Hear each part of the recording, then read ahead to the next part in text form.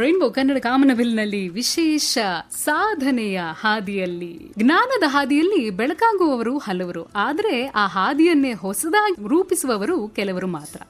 ಇಂದು ನಮ್ಮ ಜೊತೆಗಿದ್ದಾರೆ ಅಂತಹ ಒಬ್ಬ ಅಪ್ರತಿಮ ಶಿಕ್ಷಣ ತಜ್ಞ, ಭೌತಶಾಸ್ತ್ರದ ಅದ್ಭುತ ಲೋಕವನ್ನ ಸಾವಿರಾರು ವಿದ್ಯಾರ್ಥಿಗಳಿಗೆ ಸರಳಗೊಳಿಸಿದ ಗುರು ಡಾಕ್ಟರ್ ಎಚ್.ಎಸ್. ನಾಗರಾಜ್ ಅವರು. ಕಳೆದ ವಾರ ಇಡೀ ದೇಶದ ಗಮನ ಸೆಳೆದಂತಹ ಮನ್ ಕಿ ಬಾತ್ ಕಾರ್ಯಕ್ರಮದಲ್ಲಿ ಪ್ರಧಾನಿ ನರೇಂದ್ರ ಮೋದಿ ಅವರು ಕರ್ನಾಟಕದ ಒಂದು ಹೆಮ್ಮೆಯ ಸಂಸ್ಥೆಯನ್ನ ಹೆಸರಿಸಿದ್ರು. ಅದೇನೆ ಬೆಂಗಳೂರಿನ ಪ್ರಯೋಗ ಇನ್ಸ್ಟಿಟ್ಯೂಟ್. ಶಾಲಾ ಹಂತದಲ್ಲೇನೆ ಮಕ್ಕಳಲ್ಲಿ ಸಂಶೋಧನಾ ಮನೋಭಾವವನ್ನ ಬೆಳೆಸುತ್ತಿರುವವರ ಇವರ ಅನ್ವೇಷಣಾ ಕಾರ್ಯಕ್ರಮದ ಬಗ್ಗೆ ಮೋದಿಜಿ ಬಹಳ ಮೆಚ್ಚುಗೆಯನ್ನ ವ್ಯಕ್ತಪಡಿಸಿದ್ರು. ಕೇವಲ ಪುಸ್ತಕದ ಬದನೆಕಾಯಿಯಾಗಷ್ಟೇನೆ ಇರದೆ ಅನುಭವದ ಮೂಲಕ ಅರಿವು ಎಂಬ ಮಂತ್ರದೊಂದಿಗೆ ಶಿಕ್ಷಣ ಕ್ಷೇತ್ರದಲ್ಲಿ ಹೊಸ ಕ್ರಾಂತಿಯನ್ನ ಮಾಡುತ್ತಿರುವಂತಹ ಈ ದೂರ ದೃಷ್ಟಿಯ ವ್ಯಕ್ತಿತ್ವದ ಹಿಂದೆ ಇರೋದು ಇದೇ ಡಾಕ್ಟರ್ ಎಚ್.ಎಸ್. ನಾಗರಾಜ್ ಅವರ ಛಲ ಮತ್ತು ಪರಿಶ್ರಮ. ಸುಮಾರು 15 ವರ್ಷಗಳಿಗೂ ಹೆಚ್ಚು ಕಾಲ ಸಾವಿರಾರು ಶಿಕ್ಷಕರಿಗೆ ಮತ್ತು ಲಕ್ಷಾಂತರ ವಿದ್ಯಾರ್ಥಿಗಳಿಗೆ ಮಾರ್ಗದರ್ಶನ ನೀಡಿದ, ವಿಜ್ಞಾನದ ವಿಸ್ಮಯಗಳನ್ನು ಸಾಮಾನ್ಯರಿಗೂ ತಲುಪಿಸಿದಂತಹ ಅಪ್ಪಟ ಕನ್ನಡಿಗ, ನಮ್ಮೆಲ್ಲರ ಪ್ರೀತಿಯ ಎಚ್.ಎಸ್.ಎನ್. ಸರ್ ಅವರನ್ನ ಇಂದಿನ ವಿಶೇಷ ಸಂದರ್ಶನಕ್ಕೆ ಆತ್ಮೀಯವಾಗಿ ಬರಮಾಡಿಕೊಳ್ಳೋಣ. ಸರ್, ಕಾರ್ಯಕ್ರಮಕ್ಕೆ ಹೃತ್ಪೂರ್ವಕ ಸ್ವಾಗತ ನಿಮಗೆ. ನಮಸ್ಕಾರ. ನಮಸ್ಕಾರ ಸರ್. ಸರ್, ಮನ್ ಕಿ ಬಾತ್ ಕಾರ್ಯಕ್ರಮದಲ್ಲಿ ಪ್ರಧಾನಿ ಮೋದಿ ಅವರು ನಿಮ್ಮ ಸಾಧನೆಗಳನ್ನು ಗುರುತಿಸಿ ಅಥವಾ ನಿಮ್ಮ ಪ್ರಯೋಗದ ಬಗ್ಗೆ ಗುರುತಿಸಿದಾಗ ನಿಮ್ಗೆ ಏನನ್ನಿಸ್ತು? ನೀವು ಅನ್ಕೊಂಡಿದ್ರ ಈ ತರ ಒಂದು ಮಾತು ಬರಬಹುದು ಮೋದಿಜಿ ಬಾಯಲ್ಲಿ ಅಂತ? ಇದು ತುಂಬಾ ಅನಿರೀಕ್ಷಿತ. ನಾವು ನಮ್ಮ ಕೆಲಸವನ್ನ ನಮ್ಮ ಆತ್ಮಸಾಕ್ಷಿಗೆ, ನಮ್ಮ ಅರಿವಿಗೆ ಏನು ಮಾಡಿದ್ರೆ ವಿದ್ಯಾರ್ಥಿಗಳಲ್ಲಿ ಸಾಧನೆಯ ಸಾಮರ್ಥ್ಯಗಳು ಹೆಚ್ಚಿಗೆ ಆಗುತ್ತೆ ಅನ್ನೋದನ್ನು ಗುರಿಯಾಗಿಟ್ಕೊಂಡು ನಾವು ಕೆಲಸ ಮಾಡ್ತಾಯಿದ್ವು. ಇದು ನಿಜವಾಗ್ಲೂ ನನ್ನ ಒಬ್ಬನ ಸಾಧನೆ ಅಂತಲೂ ನಾವು ಅಂದ್ಕೊಂಡಿಲ್ಲ, ಅಥವಾ ನನ್ನ ಮಾತ್ರ ಸಂತೋಷ ಅಂತಲ್ಲ. ಇಡೀ ಒಂದು 170 ಜನ ಕೆಲಸ ಮಾಡ್ತಾಯಿದ್ದೀವಿ ಸಂಸ್ಥೆಯಲ್ಲಿ.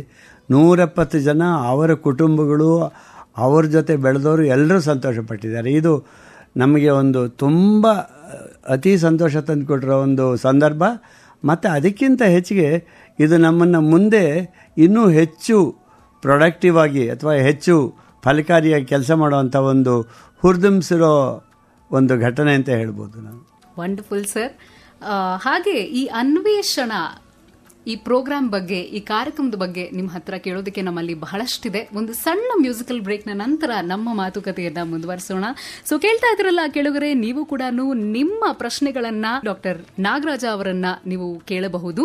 ಸೊ ನೀವು ಮಾಡಬೇಕಾಗಿರೋದಿಷ್ಟೇ, ನೀವು ವಾಟ್ಸ್ಆಪ್ನ ಮೂಲಕ ನಮಗೆ ಮೆಸೇಜ್ ಮಾಡಬಹುದು. 9480901013 ಈ ಸಂಖ್ಯೆಗೆ ನೀವು ಮೆಸೇಜ್ ಮಾಡಬಹುದು. ಜೊತೆಗೆ ಇವತ್ತು ಸಂಜೆ ಈಗ 4:30 4:45 ನಮ್ಮ ಫೋನ್ ಲೈನ್ಸ್ಗಳು ಕೂಡ ಆನ್ ಇರುತ್ತೆ. ಹಾಗಾಗಿ ನೀವು ಕರೆ ಮಾಡಿ ಕೂಡ ನೀವು ಮಾತಾಡಬಹುದು.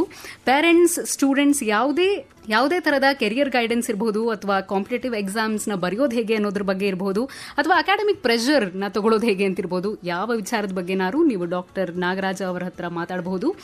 ನಮ್ಮ ದೂರವಾಣಿ ಸಂಖ್ಯೆ 08022281206 08022281206. ಕೇಳ್ತಾ ಇರಿ FM ರೈನ್ಬೋ. ಕೇಳ್ತಾ ಇದ್ರ FM ರೈನ್ಬೋ ಕನ್ನಡ ಕಾಮನಬಿಲ್ನಲ್ಲಿ ವಿಶೇಷ ಸಾಧನೆಯ ಹಾದಿಯಲ್ಲಿ ನಮ್ಮ ಜೊತೆ ಇದ್ದಾರೆ ಪ್ರಯೋಗ ಇನ್ಸ್ಟಿಟ್ಯೂಟ್ನ ಸಂಸ್ಥಾಪಕರಾದ ಡಾಕ್ಟರ್ ಎಚ್.ಎಸ್. ನಾಗರಾಜ ಅವರು. ಸರ್, ಮತ್ತೊಮ್ಮೆ ಕಾರ್ಯಕ್ರಮಕ್ಕೆ ಸ್ವಾಗತ. ಸೊ ಮನ್ ಕಿ ಬಾತ್ನಲ್ಲಿ ಪ್ರಧಾನಿ ಮೋದಿ ಅವರು ಆಗ್ಲೇ ಹೇಳಿದ ಹಾಗೆ ನಿಮ್ಮ ಅನ್ವೇಷಣಾ ಕಾರ್ಯಕ್ರಮವನ್ನು ಬಹಳವಾಗಿ ಮೆಚ್ಚಿಕೊಂಡಿದ್ದಾರೆ. ಈ ಅನ್ವೇಷಣಾ ಕಾರ್ಯಕ್ರಮ ಅನ್ನೋದು ಏನು? ಈ ಅನ್ವೇಷಣಾ ಕಾರ್ಯಕ್ರಮ ಅನ್ನೋದು ಒಂದು ಸಂಶೋಧನಾ ಆಧಾರಿತ ಕಾರ್ಯಕ್ರಮ. ಸಾಧಾರಣವಾಗಿ ರಿಸರ್ಚ್ ಅಥವಾ ಸಂಶೋಧನೆ ಅಂದರೆ ಪೋಸ್ಟ್ ಗ್ರ್ಯಾಜುಯೇಟ್ಸ್ ಮಾಡೋವಂಥದ್ದು, MA, MSc, MTech ಈ ಥರ ಪೋಸ್ಟ್ ಗ್ರ್ಯಾಜುಯೇಷನ್ ಆದಮೇಲೆ ರಿಸರ್ಚ್ ಮಾಡೋದು ಅಂತ ಒಂದು ಸಾಧಾರಣವಾಗಿ ಒಂದು ಕಲ್ಪನೆ ಇದೆ. ಯಾಕೆಂದರೆ ಜೀವನದಲ್ಲಿ ಸಮಸ್ಯೆಗಳನ್ನ ಬಗೆಹರಿಸ್ಕೋಬೇಕಾದ್ರೆ ಸಂಶೋಧನೆಯೇ ಒಂದು ಮಾರ್ಗ, ಬೇರೆ ಮಾರ್ಗ ಇಲ್ಲ. ಆದರೆ ಅದಕ್ಕೆ ಸಾಕಷ್ಟು ವಿಷಯ ಸಂಗ್ರಹಣೆ ಆಗಬೇಕು, ಹಾಗಾಗಿ ಮಾಸ್ಟರ್ಸ್ ಡಿಗ್ರಿ ಬೇಕು ಅನ್ನೋ ಒಂದು ಕಲ್ಪನೆ ಇದೆ. ಸಾಧಾರಣವಾಗಿ ಏನಾಗುತ್ತೆ, ನಮ್ಮ ವ್ಯವಸ್ಥೆಯಲ್ಲಿ ಬಹುಮಟ್ಟಿಗೆ ಶಾಲಾ ಕಾಲೇಜುಗಳಿರ್ಬೋದು, ಈವನ್ ಯೂನಿವರ್ಸಿಟಿಗಳಿರ್ಬೋದು, ಈ ನಮಗೆ ಸಿಲೆಬಸ್ ಗೊತ್ತು, ಬುಕ್ಸ್ ರೆಫರೆನ್ಸ್ ಮಾಡೋದು ಗೊತ್ತು, ಟೀಚರ್ಸ್ ಏನು ಪಾಠ ಮಾಡಬೇಕು ಅಂತ ಅವ್ರಿಗೆ ಗೊತ್ತು, ವಿದ್ಯಾರ್ಥಿಗಳಿಗೆ ಕ್ವೆಶ್ಚನ್ ಪೇಪರ್ ಹೇಗಿರುತ್ತೆ ಅಂತ ಗೊತ್ತು. ಎಲ್ಲ ನೋನ್ಸ್ ಆ್ಯಂಡ್ ನೋನ್ಸ್ ಆ್ಯಂಡ್ ನೋನ್ಸ್, ಅನ್ನೋನು, ಅನ್ಸರ್ಟನಿಟೀಸು, ಪ್ರಶ್ನೆ ಮಾಡೋ ಥರದ್ದು ಏನೂ ಇರಲ್ಲ. ಹಾಗಾಗಿ ಅವರ ವಿದ್ಯಾಭ್ಯಾಸ ಕ್ರಮದಲ್ಲಿ ಒಂದು ಅನ್ನೋನ್ ಸಿಚುಯೇಷನ್ನ ಹ್ಯಾಂಡಲ್ ಮಾಡೋಕ್ಕೆ ಬಂದಿರಲ್ಲ. ಹಾಗಾಗಿ ಒಂದು ಪೋಸ್ಟ್ ಗ್ರ್ಯಾಜುಯೇಷನ್ ಆದರೂ ಸಹಿತ ಬಹುಮಟ್ಟಿಗೆ ಅವರಿಗೆ ಒಂದು ರಿಸರ್ಚ್ ಪ್ರಾಬ್ಲಮ್ನ ಐಡೆಂಟಿಫೈ ಮಾಡಿ ರಿಯಲ್ ಲೈಫಲ್ಲಿ ಅದಕ್ಕೆ ಸಮಾಧಾನ ಕಂಡುಹಿಡ್ಕೊಳ್ಳೋ ಸಾಮರ್ಥ್ಯ ಬಂದಿರಲ್ಲ. ಹಾಗಾಗಿ ಅದಕ್ಕೆ ಹೆಚ್ಚಿಗೆ ಟ್ರೈನಿಂಗ್ ಎಲ್ಲ ಬೇಕಾಗುತ್ತೆ before the start the research. ನಮಗನ್ನಿಸ್ತು ಈ ಹೈಸ್ಕೂಲ್ ಮಕ್ಕಳಲ್ಲಿ ತುಂಬ ಕುತೂಹಲ ಇರುತ್ತೆ. ಅವರೆಲ್ಲ ಪ್ರಿ ಯೂನಿವರ್ಸಿಟಿಗೆ ಬರೋ ಹೊತ್ತಿಗೆ ಕಾಂಪಿಟೇಟಿವ್ ಎಕ್ಸಾಮ್ಸು ಅದು ಇದು ಅಂತ ಹೇಳಿಬಿಟ್ಟು ಬರೀ ಮಾರ್ಕ್ಸು ಎಕ್ಸಾಮ್ಸ್ ಅಂತ ಆಗೋಗಿರುತ್ತೆ. ಹೈಸ್ಕೂಲ್ ಮಕ್ಕಳಿಗೆ ಆಸಕ್ತಿ ಇರುತ್ತೆ ಮತ್ತು ಆ ಎಕ್ಸೈಟ್ಮೆಂಟು ಅದು ತುಂಬ ಜಾಸ್ತಿ ಇರುತ್ತೆ ಆ ಕಾಲೇಜ್ ಸ್ಟೂಡೆಂಟ್ಸ್ಗಿಂತ. ಅವರುಗಳಿಗೆ ನಾವು ಯಾತಕ್ಕೆ ರಿಸರ್ಚ್ ಮಾಡಿಸೋದಕ್ಕೆ ಅನುಕೂಲ ಮಾಡಿಕೊಡ್ಬಾರ್ದು ಅಂತ ಒಂದು ಯೋಚನೆ ಬಂತು. ಈ ಸಂಸ್ಥೆ ಬಂದು ಕನಕಪುರ ರೋಡಲ್ಲಿ ರಾವ್ಗೋಡ್ಲು ಅಂತ ಒಂದು ಪ್ಲೇಸ್ ಇದೆ, ಸೋಮನಹಳ್ಳಿ ಅಂತ ಒಂದು ಇಂಪಾರ್ಟೆಂಟ್ ಪ್ಲೇಸ್ ಇದೆ, ಅದರ ಹತ್ರ ಇದೆ. It's built on a 2 acre campus. Modern laboratories ಇದೆ. ಒಬ್ಬ ಪೋಸ್ಟ್ ಗ್ರ್ಯಾಜುಯೇಟ್ ರಿಸರ್ಚ್ ಮಾಡಬೇಕಾದ್ರೆ ಏನೇನು ಲ್ಯಾಬೊರೇಟ್ರೀಸ್ ಬೇಕು ಆ ಥರದನ್ನೆಲ್ಲವನ್ನು ಈ ಹೈಸ್ಕೂಲ್ ಮಕ್ಕಳು ಉಪಯೋಗಿಸಿ ಬೇಸಿಗೆ ರಜದಲ್ಲಿ ಒಂದು 2-2.5 ತಿಂಗಳು ನಮ್ಮ ಕ್ಯಾಂಪಸ್ಸಲ್ಲಿ ಕೆಲಸ ಮಾಡ್ತಾರೆ. ಮತ್ತು ಇನ್ನೊಂದು 2-3 ತಿಂಗಳು just like even research students PhD ಮಾಡೋರು ಗೈಡ್ ಜೊತೆ ಹೇಗೆ ಒಂದು ಸಂಬಂಧ ಇಟ್ಕೊಂಡಿರ್ತಾರೋ ಹಾಗೆ ಈ ವಿದ್ಯಾರ್ಥಿಗಳು ಪ್ರಿನ್ಸಿಪಲ್ ಇನ್ವೆಸ್ಟಿಗೇಟರ್ಸ್ ಅಥವಾ ಗೈಡ್ಸ್ ಇರ್ತಾರಲ್ಲ ಅವ್ರ ಜೊತೆ ಕೆಲಸ ಮಾಡ್ತಾರೆ. ಇದು ಶುರು ಮಾಡಿದಾಗ ನಾವು ಕೇವಲ ಬೆಂಗಳೂರು ಮಕ್ಕಳಿಗೆ ಶುರು ಮಾಡಿದ್ವು, ಕರ್ನಾಟಕದ ಮಕ್ಕಳಿಗಾಯಿತು. ಲಾಸ್ಟ್ ಇಯರ್ ಒಂದು 8 ಸ್ಟೇಟಿನ ಮಕ್ಕಳು ಬಂದಿದ್ದರು. ಈ ವರ್ಷ ಇಡೀ ಭಾರತದಿಂದ 16 ಸ್ಟೇಟಿನ ಮಕ್ಕಳುಗಳು ಬಂದಿದ್ದಾರೆ. ಇವತ್ತು ಪ್ರಾರಂಭ ಆಗಿದೆ ಕಾರ್ಯಕ್ರಮ. ಲೇ ಲಡಾಖಿಂದ ಹೆಣ್ಣುಮಕ್ಕಳು ಬಂದಿದ್ದಾರೆ ಈ ಕಾರ್ಯಕ್ರಮಕ್ಕೆ. ಅಂದರೆ ಈ ಕಾರ್ಯಕ್ರಮ ಎಷ್ಟು ಪ್ರಚಲಿತವಾಗಿದೆ, ಎಷ್ಟು ಪಾಪ್ಯುಲರ್ ಆಗಿದೆ ಅಂದರೆ ನಾವು ಇದನ್ನು ನಿರೀಕ್ಷಿಸಿರಲಿಲ್ಲ. ಮತ್ತು ಮೋದಿಯವರು ಹೇಳಿದ ಮೇಲೆ ಇನ್ನು ಮುಂದೆ ಇನ್ನೂ ಇದಕ್ಕೆ ಒತ್ತಡ ಜಾಸ್ತಿ ಆಗ್ಬೋದು.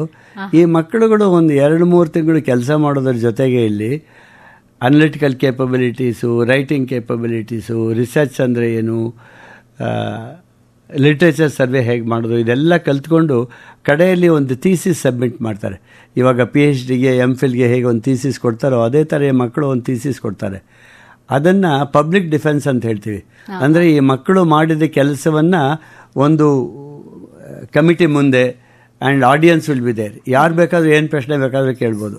ಹಲವೊಮ್ಮೆ ಟಾಟಾ ಇನ್ಸ್ಟಿಟ್ಯೂಟ್ನಂಥ ಪ್ರತಿಷ್ಠಿತ ಸಂಸ್ಥೆಯ ಪ್ರೊಫೆಸರ್ಗಳೆಲ್ಲ ಆ ಮಕ್ಕಳನ್ನ ಪ್ರಶ್ನೆ ಕೇಳಿರೋದುಂಟು. ನಾವು ಇನ್ನೊಬ್ಬರು ಹೇಳ್ಕೊಟ್ಟಿದ್ದು ಅಥವಾ ಕೇಳಿದ್ದನ್ನು ಹೇಳೋದಕ್ಕಾದರೆ ಅನುಮಾನಗಳು ಬರುತ್ತೆ, ಧೈರ್ಯ ಇರಲ್ಲ.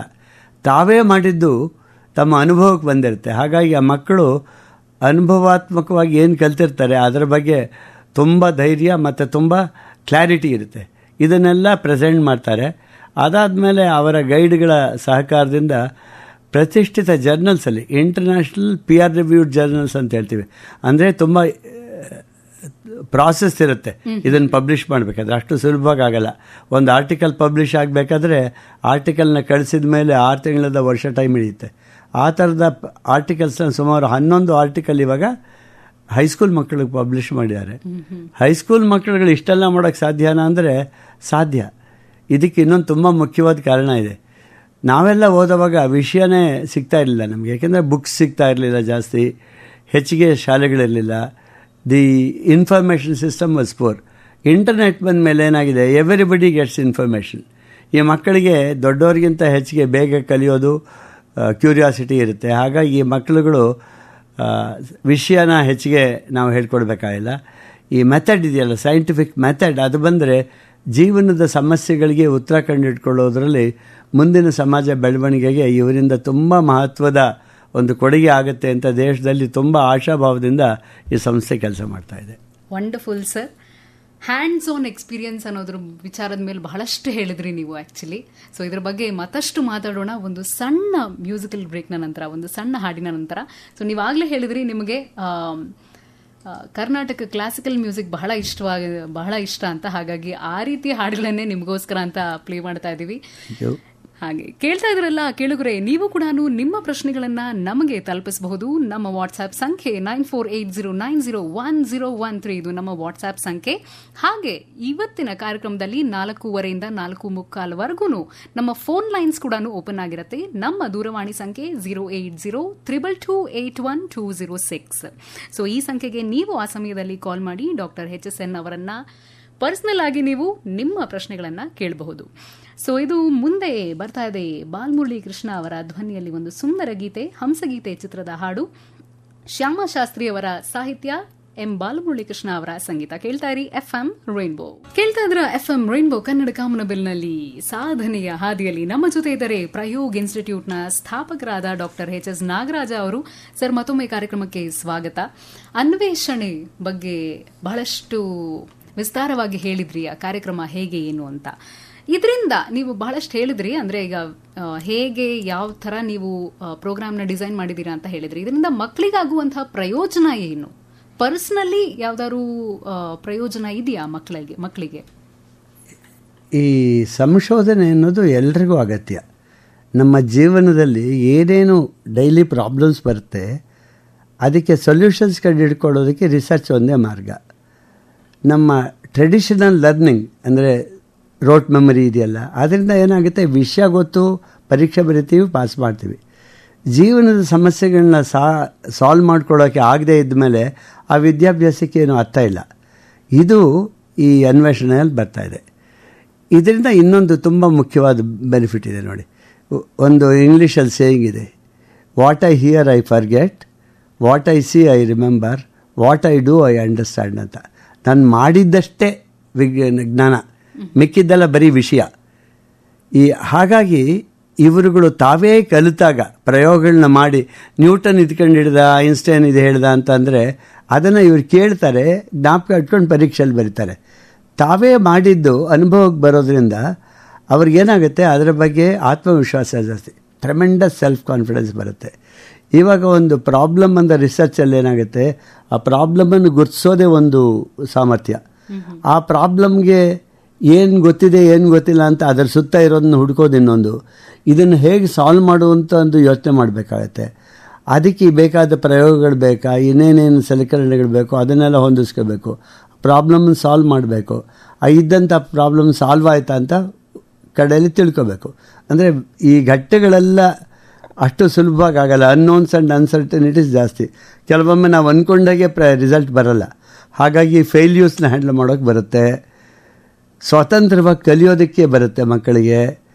ಯಾರೇ ವಿಜ್ಞಾನಿಗಳಿಗಾದ್ರೂ this gives tremendous self confidence and tremendous opportunity to self learn. ಈಗ ಒಂದು ಮಗು ನೋಡಿ, 1 ವರ್ಷ ನಡೆಯೋಕೆ ಬಂದ ತಕ್ಷಣ ಅಮ್ಮ ಕಂಕ್ಳಲ್ಲಿ ಎತ್ಕೊಟ್ರೆ ಬಿಡಿಸ್ಕೊಂಡು ವಿಲಿ ಒದ್ದಾಡಿ ಬಿಡಿಸ್ಕೊಂಡು ಓಡೋಗೋಕೆ ಹೋಗುತ್ತೆ. ಅಂದರೆ ಫಿಸಿಕಲ್ ಡೆವಲಪ್ಮೆಂಟ್ ಆಗೋದೇ ಹಾಗೆ. ಅಂದರೆ ತಾನು ಪ್ರಯತ್ನ ಮಾಡಿ ಓಡಿ ಬಿದ್ದು ಎದ್ದು ಆದಾಗಲೇ ಶಾರೀರಿಕ ಸಾಮರ್ಥ್ಯ ಬರೋದು. ಹಾಗೆ ಇಂಟೆಲೆಕ್ಚುವಲ್ ಎಕ್ಸಸೈಸು ಅದೇ. ಮಕ್ಕಳಿಗೆ ಓದಿ ಬರೆಯೋದಕ್ಕೆ ಶುರುವಾದ ಮೇಲೆ ನೀನು ಓದು, ನಿನ್ಗೆ ಗೊತ್ತಾಗದೆ ಇದನ್ನ ಹೇಳ್ಕೊಡ್ತೀನಿ ಅಂದರೆ ಮಕ್ಕಳು ಪ್ರಯತ್ನ ಮಾಡ್ತಾರೆ. ಇಲ್ಲ ನಾನು ಈ ಪಾಠ ಮಾಡಿಲ್ಲ, ಇನ್ನು ಈಗಲೇ ಯಾಕೆ ಪ್ರಶ್ನೆ ಕೇಳ್ತೀಯಾ, ತಲಾಟೆ ಮಾಡಬೇಡ, ನಾನು 8ನೇ ಪಾಠ ಮಾಡಿದ ಮೇಲೆ ಪ್ರಶ್ನೆ ಕೇಳು ಅಂತ ನಾವೇನಾದ್ರು ಹೇಳಿದ್ದೆ ಆದರೆ ಮಕ್ಕಳಿಗೆ 10 ಸರಿ ನಿಂಗೆ ಬರಲ್ಲ ಅಂದರೆ ಹೌದು ನನಗೆ ಬರಲ್ವೇನೋ, ಟೀಚರ್ ಹೇಳ್ಕೊಟ್ರೇನೆ ಬರೋದು ಅಂತ ಮನೋಧರ್ಮ ಬರುತ್ತೆ. ಸುಮಾರು 13-14 ವರ್ಷಕ್ಕಂತೂ ಎಲ್ಲ ಮಕ್ಕಳಿಗೂ ಸ್ವತಂತ್ರವಾಗಿ ಕಲಿಯುವಂಥ ಒಂದು ಸಾಮರ್ಥ್ಯ ಬರುತ್ತೆ. ಹಾಗಾಗಿ ಮಕ್ಕಳ ಜವಾಬ್ದಾರಿ ಆಗಬೇಕೇ ವಿನಃ ಕಲಿಯೋದು ಟೀಚರ್ ಜವಾಬ್ದಾರಿ ಅಲ್ಲ. ಕಲಿಸೋದಕ್ಕೆ ಇನ್ಫಾರ್ಮೇಷನ್ ಯುಗದಲ್ಲಿ ಈಗ ಎಲ್ರಿಗೂ ಒಂದು ಇಂಟರ್ನೆಟ್ ಗೊತ್ತು, ಮಕ್ಕಳೆಲ್ಲ ಗೂಗಲ್ ಮಾಡೋದಕ್ಕೆ ಗೊತ್ತು. ಹಾಗಾಗಿ ವಿಷಯ ಅವರೇ ಸಂಗ್ರಹಣೆ ಮಾಡಬೇಕು. ಅದನ್ನು ಹೇಗೆ ಬಳಸೋದು, ಹೇಗೆ ಅಪ್ಲಿಕೇಶನ್ಸ್ ಡೆವಲಪ್ ಮಾಡಬೇಕು ಅನ್ನೋದನ್ನು ಟೀಚರ್ಸ್ ಹೇಳ್ಕೊಳ್ಬೇಕು. Instead of teachers becoming teachers, they should become more of facilitators. ಸಾಮರ್ಥ್ಯವನ್ನು ಹೆಚ್ಚಿಸೋದಕ್ಕೆ ಬೇಕಾದ ಸಲಕರಣೆಗಳು, ಸಾಧನಗಳು, ವಿಧಾನಗಳು ಹೇಳ್ಕೊಡ್ಬೇಕು ಮಾಸ್ಟರ್ಗಳು. ಇದು ವಿಜ್ಞಾನದಲ್ಲಿ ಬರುತ್ತೆ. ಅಲ್ಲಿ ಇದು ನಮ್ಮ ಅನ್ವೇಷಣೆಯಲ್ಲಿ ಖಂಡಿತ ಆಗುತ್ತೆ. ಈಗ ಎಷ್ಟು ಮಟ್ಟಿಗೆ ಆಗಿದೆ ಅಂದರೆ, ಉದಾಹರಣೆ ಹೇಳಿಬಿಡ್ಬೇಕು ಅಂದರೆ ಒಂದೇ ಒಂದು ಬೇಗ ಒಂದು 3 ಪೇಟೆಂಟಬಲ್ ಮೆಟೀರಿಯಲ್ನ ಹೈಸ್ಕೂಲ್ ಮಕ್ಕಳು ಪ್ರೊಡ್ಯೂಸ್ ಮಾಡಿದ್ದಾರೆ. Patentable materials have been produce, nano ಮೆಟೀರಿಯಲ್ಸ್ನ ಪ್ರೊಡ್ಯೂಸ್ ಮಾಡಿದ್ದಾರೆ. It becomes a commercial product. Correct sir. ನೀವೀಗ ಮಕ್ಕಳು ಇಷ್ಟೊಂದು ಮುಂದುವರೆದ್ರು ಅಂತ ಹೇಳ್ತಾ ಇದ್ದೀರಾ, ಅದಕ್ಕೆ ಕೇಳ್ತಾ ಇದ್ದೀನಿ. ಬಹಳಷ್ಟು ಜನ ವಿದ್ಯಾರ್ಥಿಗಳಲ್ಲಿ ಹಿಂದೆನೂ ಇತ್ತು ಅನ್ಸತ್ತೆ, ಇವಾಗ್ಲೂ ಇದೆ ಅನ್ಸತ್ತೆ, ವಿಜ್ಞಾನ ಅಂದ್ರೆ ಸ್ವಲ್ಪ ಭಯ ಅಥವಾ ಕಷ್ಟದ ವಿಚಾರ, ಸರಿಯಾಗಿ ಈಸಿಯಾಗಿ ಅರ್ಥ ಆಗಲ್ಲ ಅನ್ನುವ ಮೆಂಟಾಲಿಟಿ ಬಹಳಷ್ಟು ಜನರಿಗಿದೆ. ಎಸ್ಪೆಷಲಿ ಮುಂದೆ 10ನೇ ಕ್ಲಾಸ್ ಆದ್ಮೇಲೆ ಎಲೆಕ್ಟಿವ್ಸ್ನ ತಗೊಳ್ಳುವಾಗ ಎಲ್ಲರೂ ಇಲ್ಲದೆ ಇರಬಹುದು, ಬಟ್ ಬಹಳ ದೊಡ್ಡ ಸಂಖ್ಯೆಯಲ್ಲಿ ಜನ ವಿಜ್ಞಾನ ಕಷ್ಟ ಅಂತ ನಾನು ಬೇರೆದನ್ನು ತಗೊಳ್ತಾ ಇದ್ದೀನಿ ಅನ್ನುವ ಮೆಂಟಾಲಿಟಿನಲ್ಲಿ ಬೇರೆದನ್ನು ತಗೊಳ್ತಾರೆ. ಆರ್ಟ್ಸ್ ಇರ್ಬೋದು ಅಥವಾ ಕಾಮರ್ಸ್ ಇರ್ಬೋದು. ಸೊ ಈ ವಿಚಾರದಲ್ಲಿ ನೀವು ನಿಮ್ಮ ಪ್ರಯೋಗ ಇನ್ಸ್ಟಿಟ್ಯೂಟ್ ಅಥವಾ ಅನ್ವೇಷಣೆ ಪ್ರೋಗ್ರಾಮ್ನ ನೋಡಿದ್ರೆ ಸ್ವಲ್ಪ ಆಶ್ಚರ್ಯ ಆಗುತ್ತೆ. ಸೊ ಮಕ್ಕಳಿಗೆ ಏನು ಮಾಡಿದ್ರೆ ನಿಮಗೆ, ಅಂದ್ರೆ ಮಕ್ಕಳಿಗೆ ಏನನ್ನ ಹೇಳ್ಕೊಟ್ರೆ ಅಥವಾ ಯಾವ ತರ ಹೇಳ್ಕೊಟ್ರೆ ಅವರಿಗೆ ಆ ಇಂಟ್ರೆಸ್ಟ್ ಬರ್ತಾ ಇದೆ ಅಲ್ಲಿ ಪ್ರಯೋಗದಲ್ಲಿರುವಂತಹ ಮಕ್ಕಳಿಗೆ? ಮಾಡ್ತಿದ್ದೀರಾ ಬೇರೆ ಅಲ್ಲಿ ಅಂತ? ಮೊದಲನೇದಾಗಿ ಈ 13-14 ವರ್ಷದ ತನಕ ಮಕ್ಕಳಿಗೆ ಅವರ ಕಲಿಕೆ ಎಲ್ಲ ಕಾನ್ಕ್ರೀಟ್ ಎಕ್ಸ್ಪೀರಿಯನ್ಸಸ್ ಅಂತ, ಟಚ್, ಫೀಲ್ ಎಕ್ಸ್ಪೀರಿಯನ್ಸ್. ಅದು ಗಟ್ಟಿ ಇದೆ, ಇದು ಮೆದು ಇದೆ, ಇದು ಪುಷ್ ಮಾಡಿದ್ರೆ ಮುಂದಕ್ಕೆ ಹೋಗುತ್ತೆ, ಜೋರಾಗಿ ಪುಷ್ ಮಾಡಿದ್ರೆ ಇನ್ನೂ ದೂರ ಹೋಗುತ್ತೆ. ಈ ಥರದ್ದೆಲ್ಲ ಅನುಭವಗಳು, ಅದಕ್ಕೆ ಕಾನ್ಕ್ರೀಟ್ ಎಕ್ಸ್ಪೀರಿಯನ್ಸ್ ಅಂತ ಹೇಳ್ತೀವಿ. ಅದು ಜಾಸ್ತಿ ಇರುತ್ತೆ. ಆ ಫಿಸಿಕಲ್ ರಿಲೇಟೆಡ್ ಆ್ಯಕ್ಟಿವಿಟೀಸ್ನೇ ಮಾಡಿಸ್ಬೇಕು. ಒಂದು 14-15 ವರ್ಷದ ತಕ್ಷಣ ಆದಮೇಲೆ ಅಬ್ಸ್ಟ್ರಾಕ್ಟ್ ರೀಸನಿಂಗ್ ಅಂತ ಏನು ಹೇಳ್ತೀವಿ, ಅಂದರೆ ಇಮ್ಯಾಜಿನ್ ಮಾಡಿಕೊಂಡು ಅರ್ಥ ಮಾಡ್ಕೊಳ್ಳೋ ಸಾಮರ್ಥ್ಯ ಬರುತ್ತೆ. ನಾವು ಈ 13-14 ವರ್ಷದ ತನಕನೂ ತುಂಬ ಅಬ್ಸ್ಟ್ರಾಕ್ಟಾಗಿ ಈ ವಿಜ್ಞಾನಿ ಇದು ಕಂಡಿಡ್ದ, ಈ ವಿಜ್ಞಾನಿ ಇದು ಕಂಡಿಡ್ದ, ಇದು ಇಷ್ಟನೇ ಇಸ್ವಿಲ್ ಕಂಡಿಡ್ದ, ಈ ಎಕ್ಸ್ಪೆರಿಮೆಂಟ್ ಮಾಡಿದ್ರೆ ಇದು ಗೊತ್ತಾಗುತ್ತೆ ಅಂತ ಬರೀ ತೋರಿಸೇ ವಿನಃ ಅವರು ಮಾಡೋಕ್ಕೆ ಬಿಟ್ಟಿಲ್ಲ. ದಿ ಜಾಯ್ ಆಫ್ ಲರ್ನಿಂಗ್ ಇಲ್ಲ ಅಲ್ಲಿ. ಡಿಸ್ಕವರಿ, ಸೆನ್ಸ್ ಆಫ್ ಡಿಸ್ಕವರಿ ಇಲ್ಲ. ಇವಾಗ ನಮ್ಮಲ್ಲಿ ಮಕ್ಕಳಿಗೆ ಎಕ್ಸ್ಪೀರಿಯೆನ್ಷಿಯಲ್ ಲರ್ನಿಂಗು ಕೂಡ ಒಂದು 10-11 ಸಾವಿರ ಮಕ್ಕಳಿಗೆ ಕೊಡ್ತಾಯಿದ್ದೀವಿ. ಆ ಮಕ್ಕಳುಗಳು ತಾವೇ ನ್ಯೂಟನ್ ಹೇಳಿದ ನಿಯಮಗಳೇನಿದೆ 3 ಲಾಸ್ನ ತಾವೇ ಕಂಡುಹಿಡಿತಾರೆ. ನಾವು ಇದು ನ್ಯೂಟನ್ ಕಂಡುಹಿಡಿದ ನೀವು ಕಂಡುಹಿಡೀರಿ ಅಂತ ಹೇಳಲ್ಲ. ಅವರೇ ಅಬ್ಸರ್ವ್ ಮಾಡ್ತಾರೆ, ಹೈಪಾಥಸೈಸ್ ಮಾಡ್ತಾರೆ, ಎಕ್ಸ್ಪೆರಿಮೆಂಟ್ಸ್ ಮಾಡ್ತಾರೆ, ರಿಸಲ್ಟ್ಸನ್ನ ಆರ್ಗನೈಸ್ ಮಾಡ್ಕೋತಾರೆ, ತೀರ್ಮಾನಗಳು ಬರುತ್ತೆ, ಕನ್ಕ್ಲೂಷನ್ಸು. ಆ ಕನ್ಕ್ಲೂಷನ್ಸೇ ನ್ಯೂಟನ್ ನಿಯಮ ಆಗಿರುತ್ತೆ. ನ್ಯೂಟನ್ ಇದೇ ಕಂಡುಹಿಡಿದಿದ್ದು ಅಂದರೆ ನಾವೇ ನ್ಯೂಟನ್ ನಿಯಮ ಕಂಡುಹಿಡಿದ್ಬಿಟ್ವು ಅಂತ ಅವರು ಕುಡಿದು ಕುಪ್ಪಳಿಸ್ತಾ ಇರ್ತಾರೆ ಮಕ್ಕಳುಗಳು. ಆ ಜಾಯ್ ಆಫ್ ಲರ್ನಿಂಗ್ ಕೊಟ್ಟರೆ ಸೈನ್ಸ್ ಬಗ್ಗೆ ಭಯ ಬರಲ್ಲ. ಎರಡನೇದು, ಮಾಡಿ ತೋರಿಸೋದು. ಎಷ್ಟೋ ಕೆಲವು ಎಕ್ಸ್ಪೆರಿಮೆಂಟು ಸ್ಕೂಲಲ್ಲಿ ಒಂದು ಸೈನ್ಸ್ ಲ್ಯಾಬ್ ಅಂತ ಇರುತ್ತೆ. ಆ ಸೈನ್ಸ್ ಲ್ಯಾಬು ನಮಗೆ ಒಂದು ತುಂಬ ಫರ್ಬಿಡನ್ ಪ್ಲೇಸು, ಎಲ್ಲೋ ಯಾರು ಹೋಗಬಾರ್ದು, ಹೊಡೆದಾಕ್ಬಿಡ್ತೀರಾ, ಈ ಥರದ್ದೆಲ್ಲ ಇದೆ. NEP ಅದೇ ಹೇಳುತ್ತೆ, ಎಲ್ಲ ಅನುಭವಾತ್ಮಕವಾಗೇ ಇರಬೇಕು ಅಂತ. ಮಕ್ಕಳಿಗೆ ತಾವೇ ಮಾಡೋ ಅವಕಾಶವನ್ನು ಕೊಟ್ಟು ಆ ಎಕ್ಸೈಟ್ಮೆಂಟು, ಫನ್ನು ಎಲ್ಲ ಕಲಿಸಿದ್ರೆ ವಿಜ್ಞಾನ ಬರೀ ಪಾಸ್ ಮಾಡೋಕ್ಕಷ್ಟೇ ಅಲ್ಲ, ವೈಜ್ಞಾನಿಕವಾಗಿ ಚಿಂತನೆ ಮಾಡೋದಕ್ಕೆ, ನಮ್ಮ ಜೀವನದಲ್ಲಿ ಒಂದು ಸಮಸ್ಯೆ ಬಂದರೆ ಪರಿಹಾರ ಕಂಡುಹಿಡ್ಕೊಳ್ಳೋಕ್ಕೆ ವೈಜ್ಞಾನಿಕ ಮನೋಧರ್ಮ ಬೇಕು. ಆ ಮನೋಧರ್ಮ ಬಂದುಬಿಟ್ರೆ ವಿಜ್ಞಾನ ಬರುತ್ತೆ, ಯಾರಿಗೂ ಕಷ್ಟ ಆಗಲ್ಲ. ಚಿಕ್ಕ ವಯಸ್ಸಿಂದ ಮಾಡಿಸ್ಬೇಕು. Wonderful sir. ಬಹುಶಃ ಪೇರೆಂಟ್ಸ್ಗೆ ಬಹಳ ದೊಡ್ಡ ವಿಚಾರವನ್ನ ನೀವು ಹೇಳಿದ್ದೀರಿ. ಅದು ಖಂಡಿತ ಕಷ್ಟ ಅಲ್ಲ. ಸೊ ಹಾಗಿದ್ರೆ ಅದನ್ನ ಹೇಗೆ ಅಚೀವ್ ಮಾಡಬಹುದು ಅಂತ ಕೂಡ ನಿಮ್ಮ ಹತ್ರ ಮಾತಾಡೋಣ ಒಂದು ಸಣ್ಣ ಮ್ಯೂಸಿಕಲ್ ಬ್ರೇಕ್ನ ನಂತರ. ಸೊ ಕೇಳ್ತಾ ಇದ್ದೀರಲ್ಲ, ನಿಮ್ಮ ಪ್ರಶ್ನೆಗಳೇನಾದ್ರು ಇದ್ದರೆ, ಸೊ ಯಾವುದೇ ವಿಚಾರಕ್ಕೆ ಆಗಿರಬಹುದು, ಕೆರಿಯರ್ ಗೈಡೆನ್ಸು ಅಥವಾ ಕಾಂಪಿಟೇಟಿವ್ ಎಕ್ಸಾಮ್ಸು ಅಥವಾ ಅಕಾಡೆಮಿಕ್ ಪ್ರೆಷರ್, ಈ ಎಲ್ಲ ವಿಚಾರಗಳಲ್ಲೂ ಕೂಡ ಹೇಗೆ ಇದನ್ನ ಹ್ಯಾಂಡಲ್ ಮಾಡಬಹುದು ಅಂತ ನಿಮ್ಗೇನಾದ್ರು ಪ್ರಶ್ನೆಗಳಿದ್ರೆ ಅದನ್ನ ನೀವು ನಮ್ಮನ್ನ ಡೈರೆಕ್ಟ್ ಆಗಿ ಕೇಳಬಹುದು. Doctor H.S. ನಾಗರಾಜ ಅವರು ನಿಮ್ಮ ಪ್ರಶ್ನೆಗಳಿಗೆ ಉತ್ತರವನ್ನ ನೀಡ್ತಾರೆ. ನಮ್ಮ ವಾಟ್ಸ್ಆಪ್ ಸಂಖ್ಯೆ 9480901013, ಹಾಗೆ ನಮ್ಮ ದೂರವಾಣಿ ಸಂಖ್ಯೆ 08022281206. ಮುಂದೆ ಬರ್ತಾ ಇದೆ ಡಾಕ್ಟರ್ P. ಶ್ರೀನಿವಾಸ್ ಅವರ ಧ್ವನಿಯಲ್ಲಿ ಒಂದು ಸುಂದರ ಗೀತೆ, ಬಂಗಾರದ ಮನುಷ್ಯ ಚಿತ್ರದ ಹಾಡು, ಹುಣಸೂರು ಕೃಷ್ಣಮೂರ್ತಿಯವರ ಸಾಹಿತ್ಯ, G.K. ವೆಂಕಟೇಶ್ ಅವರ ಸಂಗೀತ. ಕೇಳ್ತಾರಿ FM ರೈನ್ಬೋ. ಕೇಳ್ತಾ ಇದ್ದೀರಾ FM ರೈನ್ಬೋ ಕನ್ನಡ ಕಾಮನಬಿಲ್ನಲ್ಲಿ ಸಾಧನೆಯ ಹಾದಿಯಲ್ಲಿ. ನಮ್ಮ ಜೊತೆ ಇದ್ದಾರೆ ಪ್ರಯೋಗ್ ಇನ್ಸ್ಟಿಟ್ಯೂಟ್ನ ಸ್ಥಾಪಕರಾದ ಡಾಕ್ಟರ್ H.S. ನಾಗರಾಜ ಅವರು. ಸರ್, ಮತ್ತೊಮ್ಮೆ ಕಾರ್ಯಕ್ರಮಕ್ಕೆ ಸ್ವಾಗತ. ಮಕ್ಕಳು ಎಕ್ಸ್ಪರಿಮೆಂಟ್ಸ್ ಜೊತೆಗೆ ಕಲಿಬೇಕು ಅನ್ನುವ ಉದ್ದೇಶದೊಂದಿಗೆ ನೀವು ಪ್ರಯೋಗ ಸಂಸ್ಥೆಯನ್ನ ಸ್ಥಾಪಿಸಿದ್ರಿ. ಹಾಗೆ ಅದಕ್ಕೆ ನೋಡೋದಾದ್ರೆ ನಮ್ಮ ಹೊಸ ಶಿಕ್ಷಣ ನೀತಿ NEP ಕೂಡ ಹೇಳುವಂತೆ ಓದೋದಕ್ಕಿಂತ ಮಾಡಿ ಕಲಿಯೋದು ಮುಖ್ಯ ಅಂತ ಹೇಳ್ತಾರೆ. ಸೊ ಇದಕ್ಕೆ ಬಹಳಷ್ಟು ಲ್ಯಾಬೊರೇಟರಿ ವ್ಯವಸ್ಥೆ ಬೇಕಾಗತ್ತೆ. ಸೊ ಈ ಲ್ಯಾಬೊರೇಟರಿ ವ್ಯವಸ್ಥೆಯನ್ನ ನೀವು ನಿಮ್ಮ ಪ್ರಯೋಗ್ ಇನ್ಸ್ಟಿಟ್ಯೂಟ್ನಲ್ಲಿ ಹೇಗೆ ಸ್ಥಾಪಿಸಿದ್ದೀರಿ? ಅದು ಎಲ್ಲರಿಗೂ ಅಥವಾ ಹೇಗಿದೆ ಆ ಲ್ಯಾಬೊರೇಟರಿ? ನನಗೆ ಏನು ಹೇಳಬೇಕು ಅಂತಾನೆ ಗೊತ್ತಾಗ್ತಾ ಇಲ್ಲ. ನಿಮ್ಮ ಲ್ಯಾಬೊರೇಟರಿ ವ್ಯವಸ್ಥೆ ಹೇಗೆ ಮಾಡ್ಕೊಂಡಿದ್ದೀರಿ? ಈಗಷ್ಟೇ ನೀವು ಒಂದು ಹಾಡು ಹಾಕಿದ್ರಿ, ಕೈಲಾಗದು ಅಂತ ಬಿಡಬಾರ್ದು, ಪ್ರಯತ್ನ ಮಾಡ್ತಾನೆ ಇದ್ರಾಗತ್ತೆ ಅಂತ. ಇದು ಒಂದು ಆ ಥರದ ಪ್ರಯತ್ನ. ಯಾತಕ್ಕಂದರೆ ಮಕ್ಕಳಿಗೆ ಎಕ್ಸ್ಪೆರಿಮೆಂಟ್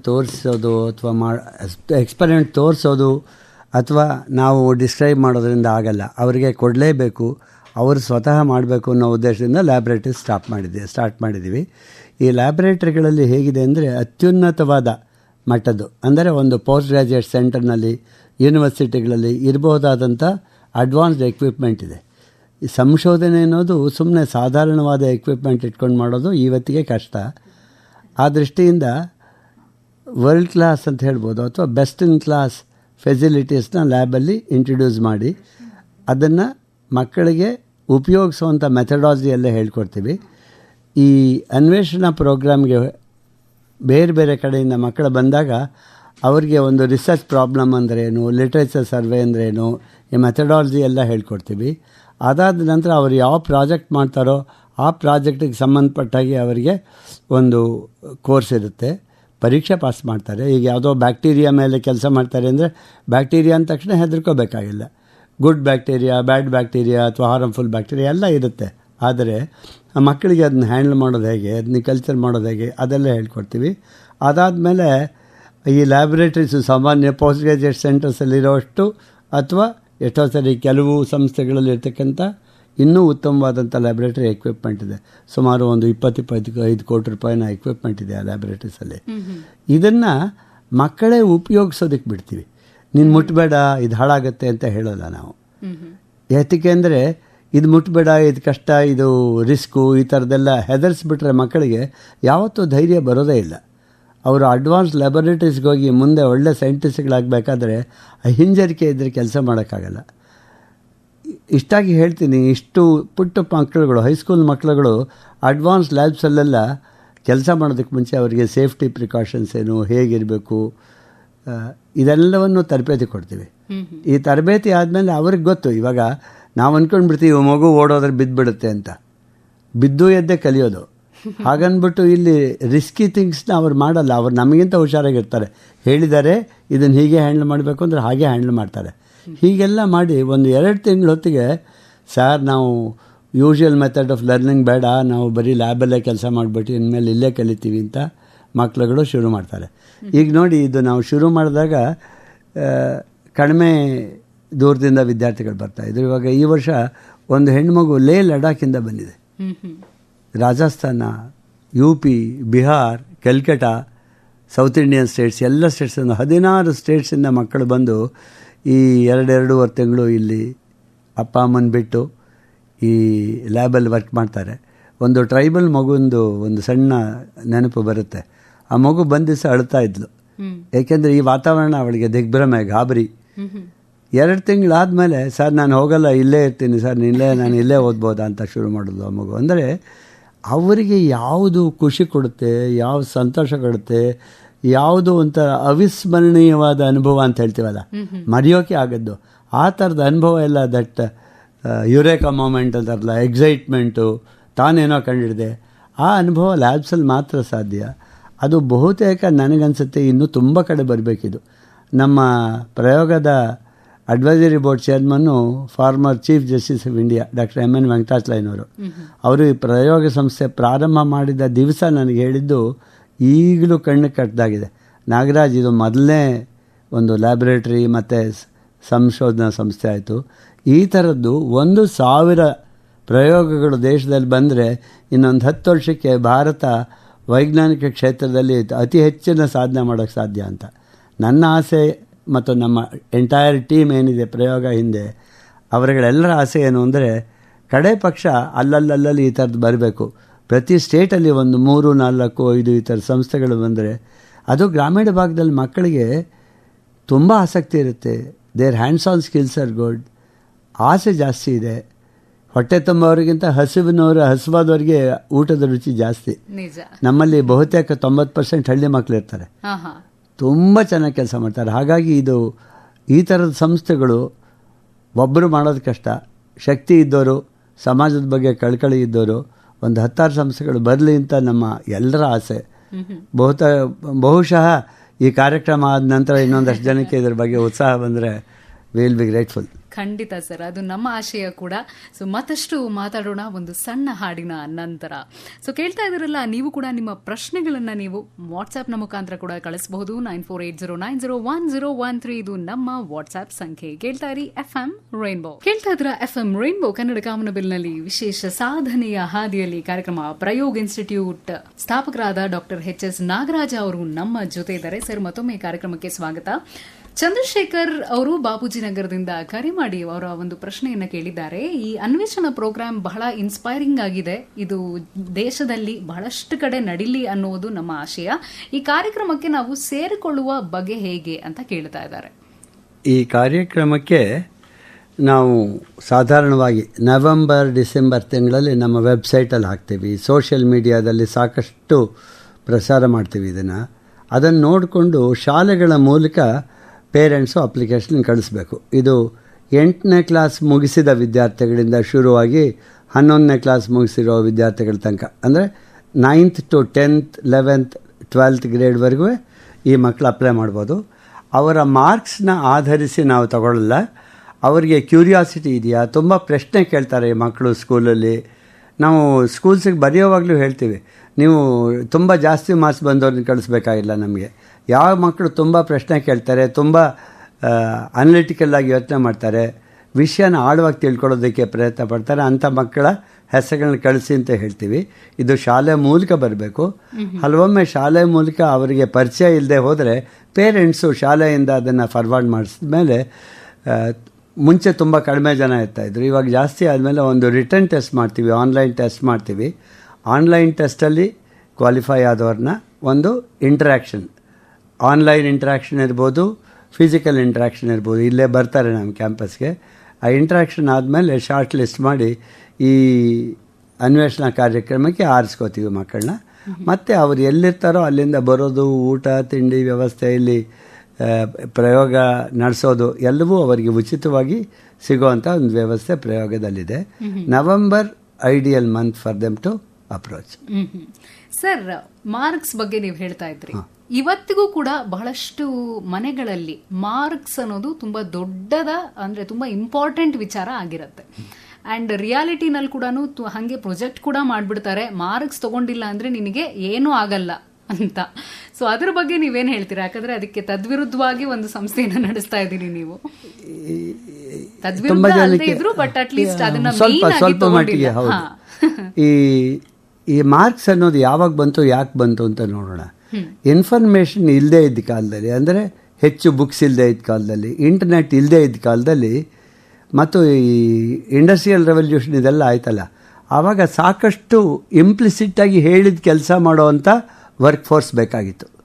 ಒಂದು ಫ್ಯಾಕ್ಟ್ರಿಯಲ್ಲಿ ಆಗ್ಬೋದು, ಒಂದು ಆಫೀಸಲ್ಲಿ ನಾನು ಹೇಳಿದ್ದೀನ, ಯಾವ ಪೋಸ್ಟ್ ಬಂದಿದೆ ಎಂಟ್ರ್ ಮಾಡು, ಯಾವ್ಯಾವ್ದು ಕಳಿಸಿದ್ದೀವಿ ಎಂಟ್ರ್ ಮಾಡು, ಈ ಥರ ರೊಟೀನ್ ಜಾಬ್ಸ್ಗೋಸ್ಕರ ತಯಾರು ಮಾಡುವಂಥ ಒಂದು ವಿದ್ಯಾಭ್ಯಾಸ ಕ್ರಮವನ್ನಾಗಿ ಇಂಟ್ರೊಡ್ಯೂಸ್ ಆಯಿತು ಅಂತ ಹೇಳ್ಬೋದು ಸ್ವಲ್ಪ ಮಟ್ಟಿಗೆ. ಅಂದರೆ ಆವಾಗೆಲ್ಲ ಓದಲಿಲ್ವಾ, ಬುದ್ಧಿವಂತರಾಗಲಿಲ್ವಾ ಅಂದರೆ ಆಗಿದ್ದಾರೆ. ಆದರೆ the focus was to produce some ಪ್ರೋಟೋಟೈಪ್ಸ್.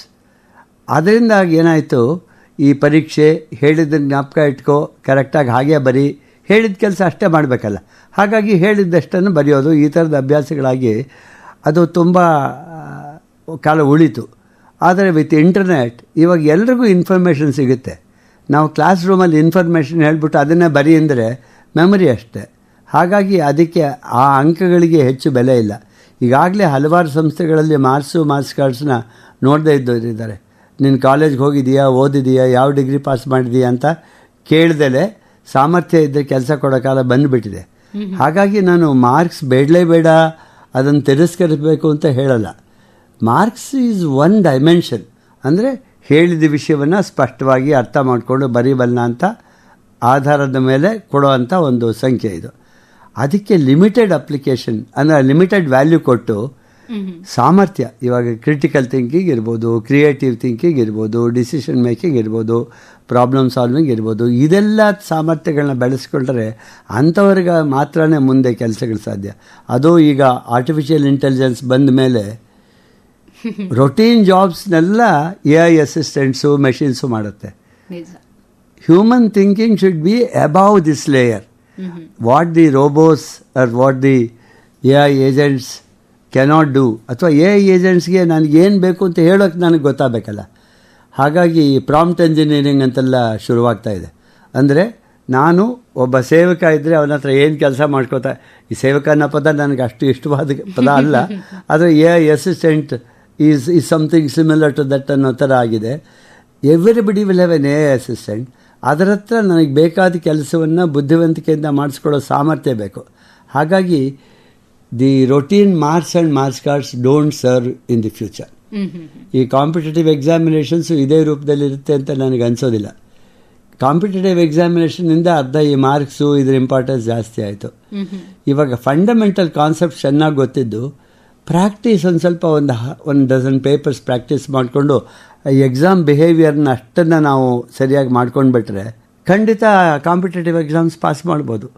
ಹಗಲು ರಾತ್ರಿ ಕೂತ್ಕೊಂಡು ಬೆಳಗ್ಗೆ 6 ಗಂಟೆಯಿಂದ ರಾತ್ರಿ 10 ಗಂಟೆ ತನಕ ಮಾಡಬೇಕು ಅಂತ ಅನ್ನೋದು ನನಗೇನು ಅಷ್ಟು ರೆಲೆವೆಂಟ್ ಅಲ್ಲ ಅಂತ ಅನ್ನಿಸ್ತಾ ಇದೆ.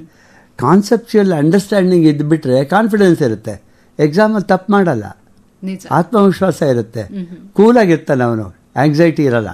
ಹಾಗಾಗಿ ಪರ್ಫಾರ್ಮೆನ್ಸ್ ಇಂಪ್ರೂವ್ ಆಗಬೇಕಾದ್ರೆ ಕಾಂಪಿಟೇಟಿವ್ ಎಕ್ಸಾಮ್ಸಲ್ಲೂ ಕಾನ್ಸೆಪ್ಚುಯಲ್ ಅಂಡರ್ಸ್ಟ್ಯಾಂಡಿಂಗ್ ಬೇಕು. ಅದು ಅನುಭವಾತ್ಮಕವಾಗಿ ಮಾಡಿದಾಗ ಕಾನ್ಸೆಪ್ಚುಯಲ್ ಅಂಡರ್ಸ್ಟ್ಯಾಂಡಿಂಗು ಬೆಟರು. ಫ್ರಿಕ್ಷನ್ ಹೀಗಿರುತ್ತೆ, ಈ ಡೈರೆಕ್ಷನ್ ಆ್ಯಕ್ಟ್ ಮಾಡುತ್ತೆ ಅಂತ ಎಲ್ಲ ಹೇಳೋದ್ರ ಬದಲು ಅವನೇ ಎಕ್ಸ್ಪೆರಿಮೆಂಟ್ ಮಾಡಿ ಕಂಡುಹಿಡ್ಕೊಂಡ್ಬಿಟ್ರೆ ಅವ್ನು ಮರೆಯೋದೇ ಇಲ್ವಲ್ಲ, ಪ್ರಾಬ್ಲಮ್ಸ್ ಇನ್ನೂ ಚೆನ್ನಾಗಿ ಮಾಡ್ತಾನೆ. Correct sir. ಹಾಗೆ ಈಗ ಮಾರ್ಕ್ಸ್ ಕಡಿಮೆ ಬಂದಿರುವಂತಹ ವಿದ್ಯಾರ್ಥಿಗಳಲ್ಲಿ ಆಟೋಮೆಟಿಕ್ ಆಗಿ ಅಥವಾ ಸಮಾಜದ ಪ್ರೆಷರ್ಗೆ ಸ್ವಲ್ಪ ಕುಗ್ಗೋದು ಸಾಮಾನ್ಯ ಇನ್ ಜನರಲ್ ಆಗಿ. ಅದು ಎಜುಕೇಟೆಡ್ ಫ್ಯಾಮಿಲಿ ಮನೆ ಇರಬಹುದು, ಅಥವಾ ಅಪ್ಪ ಅಮ್ಮ ಓದ್ದೆ ಮಕ್ಕಳನ್ನ ಸ್ಕೂಲಿಗೆ ಕಳಿಸಿ ಅವ್ರನ್ನ ಮುಂದೆ ತರ್ತಾ ಇರುವಂತಹ ಪೇರೆಂಟ್ಸ್ ಇರಬಹುದು.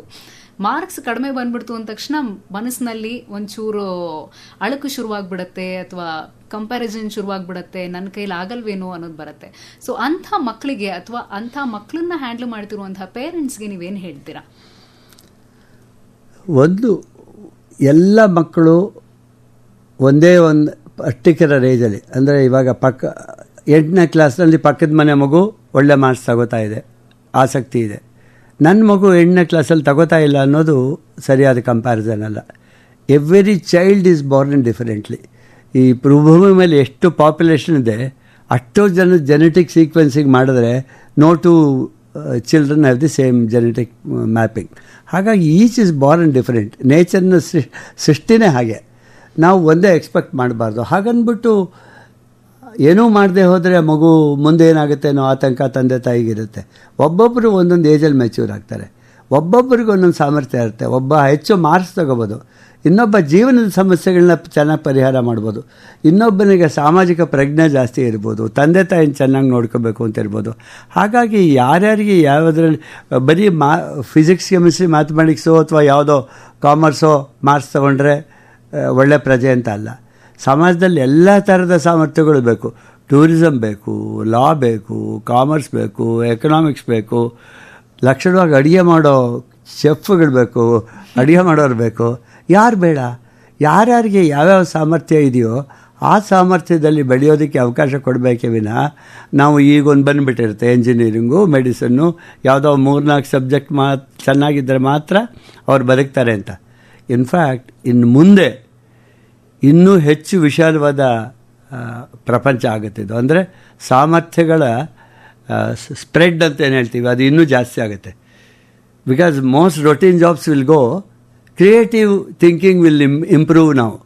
ಹಾಗಾಗಿ ಮಕ್ಕಳ ಬಗ್ಗೆ ಈ ಮಾರ್ಕ್ಸ್ ತೊಗೊಳ್ಳಿಲ್ಲ, 6ನೇ ಕ್ಲಾಸಲ್ಲಿ ಇವ್ರ ಅಣ್ಣ ಅಷ್ಟು ತಗೋತಿದ್ದ, ಇವನು ಕಡಿಮೆ ತಗೋತಿದ್ದಾನೆ, ಈ ಚಿಂತನೆಗಳು ಮಾಡಿದ್ರೆ ಮಕ್ಕಳಿಗೆ ತಾವು ಏನಲ್ಲ ಅನ್ನೋದನ್ನು ನಾವು ಮತ್ತೆ ಮತ್ತೆ ಹೇಳಿದಾಗತ್ತೆ.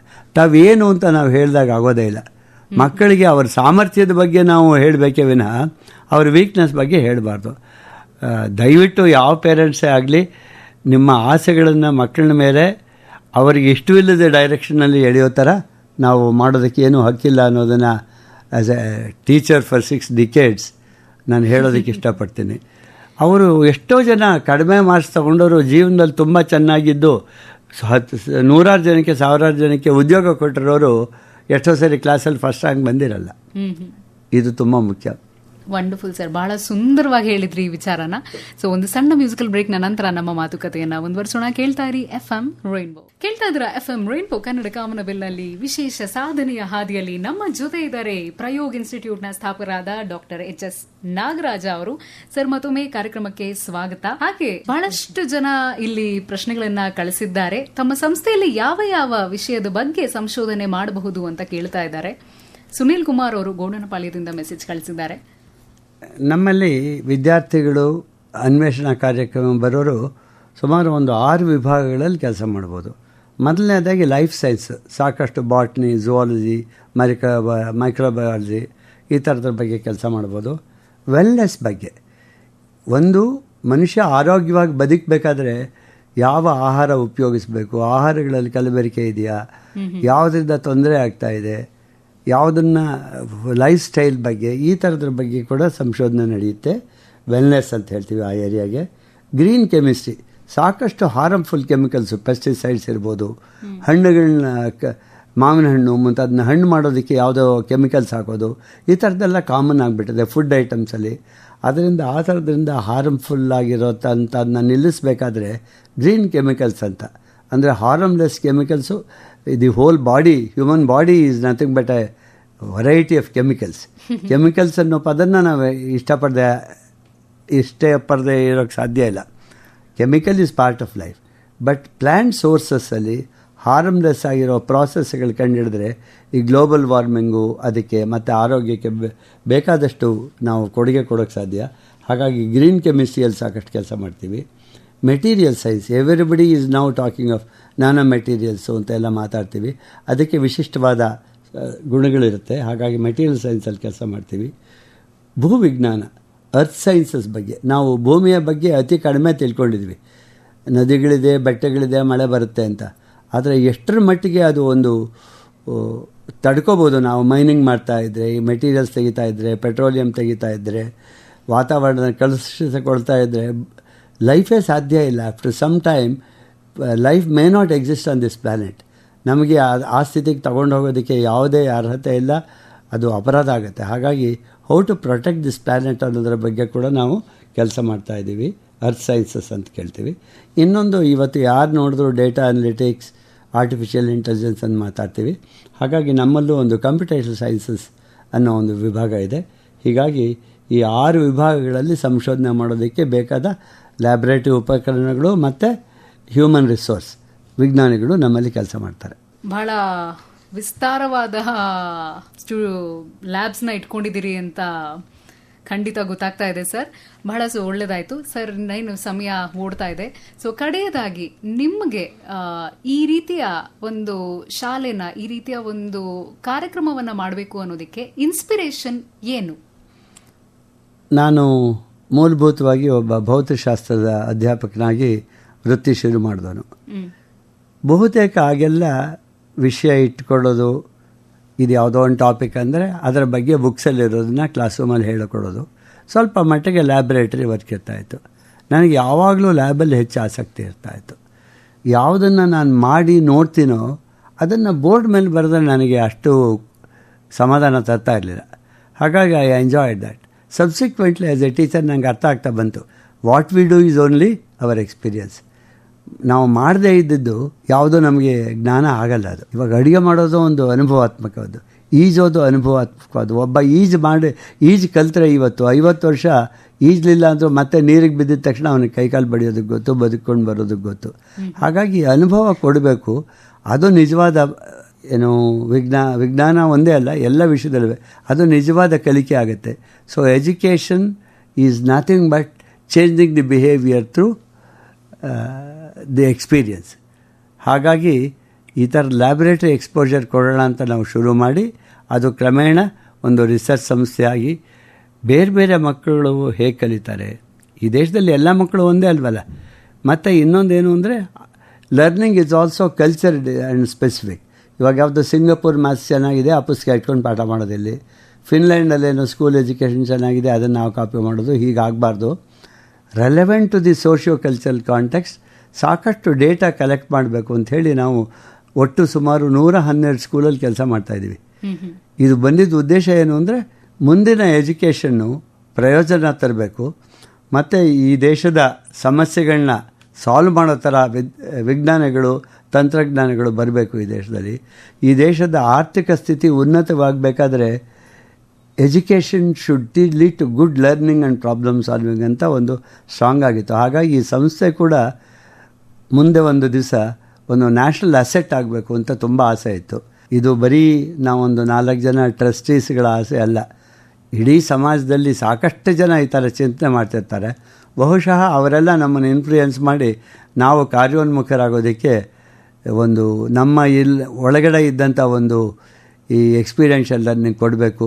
ಮತ್ತು ವಂಚಿತರಿಗೆ, ಅಂದರೆ ಆರ್ಥಿಕವಾಗಿ ವಂಚಿತರಿಗೆ ಹಳ್ಳಿಗಳಲ್ಲಿ ಇದನ್ನು ಹೆಚ್ಚು ತಲುಪಿಸ್ಬೇಕು ಅನ್ನೋ ಉದ್ದೇಶದಿಂದ ಇಡೀ ಕರ್ನಾಟಕದಲ್ಲಿ ನಾವು 112 ಶಾಲೆಗಳಲ್ಲಿ ಕೆಲಸ ಮಾಡೋದಕ್ಕೆ ಈ ವಾತಾವರಣ ಮತ್ತು ಒಳಗಿದ್ದ ಒಂದು ಉತ್ಸಾಹ ಎರಡೂ ಸೇರಿಕೊಂಡು ಇದು ಒಂದು ರೂಪ ತಳೆದಿದೆ ಅಂತ ಹೇಳ್ಬೋದು. Wonderful sir. ಕಡೆಯದಾಗಿ ಬಹಳಷ್ಟು ಯಂಗ್ ಯೂತ್ ನಮ್ಮ ಕಾರ್ಯಕ್ರಮವನ್ನು ಕೇಳ್ತಾ ಇರ್ತಾರೆ, ಅವರಿಗೆ ಏನು ಹೇಳೋದಕ್ಕೆ ಇಷ್ಟಪಡ್ತೀರಾ ಸಣ್ಣದಾಗಿ ಹೇಳೋದಾದ್ರೆ?